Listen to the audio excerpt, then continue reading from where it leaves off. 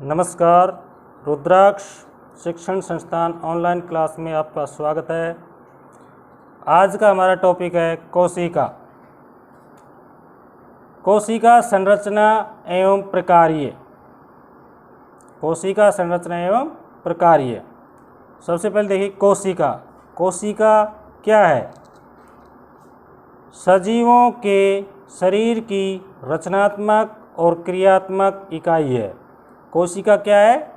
सजीवों के शरीर की रचनात्मक और क्रियात्मक इकाई है। फिर है कोशिका की खोज। कोशिका की खोज कब और किसने की, कैसे की, इसके बारे में देखो। रॉबर्ट हुक ने कोशिका की खोज रॉबर्ट हुक ने 1665 में कोशिका की खोज रॉबर्ट हुक ने 1665 में कॉर्क के स्लाइस का सामान्य आवर्धक यंत्र की सहायता से अध्ययन किया। और एक यंत्र है सामान्य आवर्धक यंत्र, इसकी सहायता से इसका अध्ययन किया। किसका? कोशिका का। कॉर्क पेड़ की छाल का एक भाग है, और जो कॉर्क है वो पेड़ की छाल होती है उसका एक भाग है। उन्होंने कॉर्क की पतली स्लाइस ली, और उन्होंने कॉर्क की पतली स्लाइस ली और उसका सूक्ष्मदर्शी की सहायता से अध्ययन किया। और रॉबर्ट हुक ने जो कॉर्क की पतली स्लाइस ली और उसका सूक्ष्मदर्शी जो यंत्र होता है इसकी सहायता से अध्ययन किया। उन्होंने कॉर्क की स्लाइस में अनेक कोष्ठयुक्त, जो कॉर्क की स्लाइस थी उसमें अनेक कोष्ठयुक्त अथवा विभाजित बक्से देखे, और जो सूक्ष्मदर्शी है उसकी सहायता से उसमें बक्से देखे। ये बक्से मधुमक्खी के समान दिखाई दिए, और ये बक्से थे जो मधुमक्खी के समान दिखाई दिए। उन्होंने यह भी देखा कि एक कोष्ठ अथवा बॉक्स दूसरे से एक दीवार अथवा विभाजन पट्टी द्वारा अलग है। यानी वो एक दूसरे से जो बॉक्स थे वो एक दीवार द्वारा विभाजन पट्टी द्वारा अलग है। हुक ने प्रत्येक कोष्ठ को कोशिका का नाम दिया, और जो प्रत्येक जो कोष्ठ यानी कि बॉक्स था उसको हुक ने क्या नाम दिया? कोशिका का नाम दिया। हुक द्वारा देखी गई यह बक्सेनुमा संरचना वास्तव में मृत कोशिकाएं थी, और जो हुक ने बक्सेनुमा ये संरचनाएं देखी थी ये वास्तव में क्या थी? मृत कोशिकाएं। भवन के लिए ईंट एवं सजीवों में कोशिका दोनों ही मूलभूत संरचनात्मक इकाई है। यानी कि भवन के लिए जो ईंट की जरूरत होती है वैसे ही सजीवों में कोशिका और दोनों ही मूलभूत संरचनात्मक इकाई है। और दोनों ही ये एक मूलभूत संरचनात्मक इकाई है क्योंकि इसकी ज़्यादा आवश्यकता होती है भवन में ईंट की और सजीवों में कोशिका की। यद्यपि भवन निर्माण में एक समान ईंटों का प्रयोग होता है, परंतु उनकी आकृति, डिजाइन एवं साइज अलग अलग होते हैं। ईंट तो एक प्रकार की होती है लेकिन उनकी जो आकृति होती है, डिजाइन होता है, साइज होता है, वो अलग अलग होते हैं। इसी प्रकार सजीव जगत के जीव एक दूसरे से भिन्न होते हैं, और इसी प्रकार है जो सजीव है वो जगत में पूरी दुनिया में जो जीव एक दूसरे से भिन्न होते हैं, यानी कि अलग अलग होते हैं। निर्जीव ईंट की अपेक्षा सजीवों की कोशिकाओं की संरचना अधिक जटिल होती है, और जो निर्जीव ईंट की अपेक्षा सजीवों की कोशिकाओं की संरचना अधिक जटिल होती है, यानी कठिन होती है। आगे देखिए, मुर्गी का अंडा एकल कोशिका है और जो मुर्गी का अंडा है वो एकल कोशिका है तथा आकार में बड़ा होने के कारण इसे नग्न आँखों से भी देखा जा सकता है। जो कि आकार में बड़ा होता है उसे हम नग्न आँखों से देख सकते हैं। सजीवों में कोशिका की संख्या, आकृति, साइज में विभिन्नता होती है और सजीवों में कोशिका की संख्या, आकृति और साइज में विभिन्नता होती है।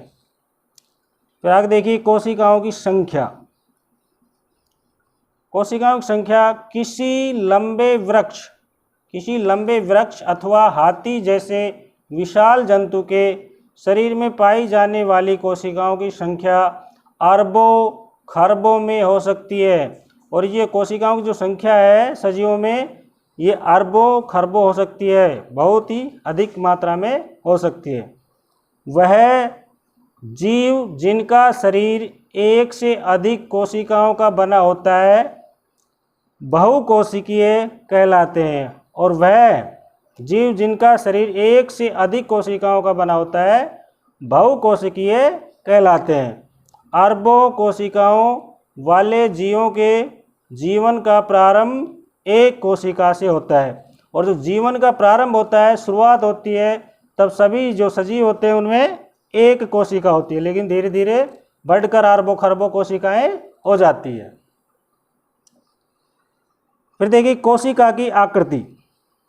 कोशिका की आकृति जैसे अमीबा, ये एक जीव है अमीबा, जैसे अमीबा की कोई सुनिश्चित आकृति नहीं होती, जो सुनिश्चित आकृति नहीं होती, यह अपनी आकृति बदलता रहता है और इसकी एक सुनिश्चित आकृति नहीं रहती है, यह अपनी बार बार आकृति बदलता रहता है। इसके मुख्य शरीर से बाहर की ओर परिवर्तित लंबाई के प्रवर्धन उभरते हुए दिखाई देते हैं और इसके मुख्य जो शरीर से बाहर की ओर परिवर्तित लंबाई के प्रवर्ध उभरते हुए दिखाई देते हैं। इन्हें पादाब कहते हैं। क्या कहते हैं इन्हें? पादाब। मनुष्य के रक्त में पाई जाने वाली श्वेत रक्त कोशिकाएं, जिनको हम WBC भी कहते हैं, एक कोशिकीय संरचना का उदाहरण है और जो मनुष्य के शरीर में रक्त में श्वेत कणिकाएं जो WBC पाई जाती है वो एक कोशिकीय संरचना है। कौन सी है? एक कोशिकीय, जो अपनी आकृति बदल सकती है और यह अपनी आकृति बदल सकती है। WBC एक कोशिका है और जो WBC है, जो श्वेत रक्त कणिकाएं या कोशिकाएं हैं, वो एक कोशिका है, जबकि अमीबा एक पूर्ण विकसित जीव है और जो अमीबा है वो पूर्ण एक विकसित जीव है। यानी कि जो WBC है उसमें एक कोशिका है, रक्त में होती है, लेकिन जो अमीबा है वो पूर्ण जीव है, एक जीव है, पूर्ण विकसित जीव है जिसका स्वतंत्र अस्तित्व है और जिसका स्वतंत्र अस्तित्व है। कोशिका का साइज।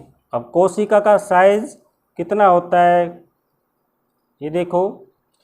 सजीवों में कोशिका का साइज 1 मीटर का, जो सजीव होते हैं उसमें कोशिका का साइज 1 मीटर का 10 लाखवें भाग, जो 1 मीटर का 10 लाखवां भाग होता है, यानी कि माइक्रोमीटर या माइक्रोन, माइक्रोमीटर या माइक्रोन के बराबर छोटा हो सकता है और इसके बराबर भी हो सकता है और इससे भी छोटा होता है, जो माइक्रोमीटर है उससे भी, अथवा कुछ सेंटीमीटर लंबा भी, परंतु अधिकतर कोशिकाएं अति सूक्ष्मदर्शीय होती है। कुछ सेंटीमीटर लंबा भी हो सकता है, परंतु जो अधिकतर कोशिकाएं हैं वो सूक्ष्मदर्शीय होती है, यानी कि खुली आंखों से या नग्न आंखों से नहीं देख सकते उन कोशिकाओं को,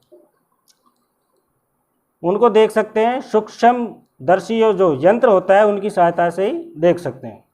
सबसे छोटी कोशिका का साइज, अब सबसे जो छोटी कोशिका है उसका साइज है 0.1 से 0.5 माइक्रोमीटर। ये सबसे छोटी कोशिका का साइज है, जो कि जीवाणु कोशिका है, जो कि एक क्या है? जीवाणु कोशिका है। सबसे बड़ी कोशिका शुतुरमुर्ग का अंडा है, और जो सबसे बड़ी कोशिका है वो क्या है? शुतुरमुर्ग का अंडा। जो सबसे छोटी कोशिका का साइज है 0.1 से 0.5 माइक्रोमीटर, और जो सबसे बड़ी कोशिका है उसका नाम है शुतुरमुर्ग का अंडा, जिसका साइज जो कितना बड़ा होता है 170 mm गुना 130 mm, और इस जो शुतुरमुर्ग का अंडा होता है वो 170 mm से गुना 130 mm होता है। फिर आता है कोशिका के भाग।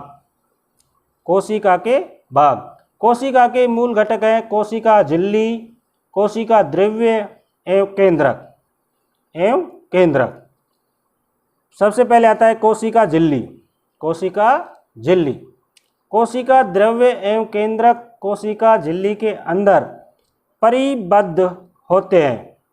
कोशिका झिल्ली एक कोशिका को दूसरी कोशिका एवं घेरे हुए माध्यम से अलग करती है। कोशिका झिल्ली जिसे प्लाज्मा क्या कहते हैं? प्लाज्मा झिल्ली भी कहते हैं, और जो कोशिका झिल्ली है उसे हम प्लाज्मा झिल्ली या प्लाज्मा झिल्ली भी कहते हैं। सरंध्र होती है तथा विभिन्न पदार्थों के कोशिका में आवागमन का नियमन करती है।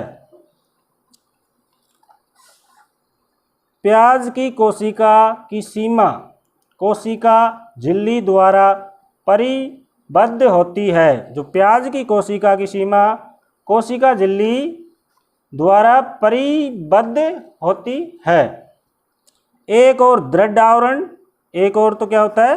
दृढ़ यानी कठोर आवरण द्वारा आबद्ध होती है, जिसे कोशिका भित्ति कहते हैं। और जो एक और दृढ़ आवरण होता है आबद्ध होती है, जिसे कोशिका भित्ति कहते हैं।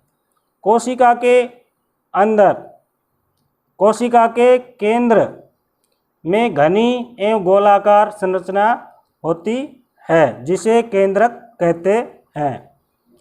और ये आज का जो चैप्टर है यह अभी बाकी है, बाकी का हम अगले वीडियो में पढ़ेंगे। धन्यवाद। घर पे रहें, सुरक्षित रहें।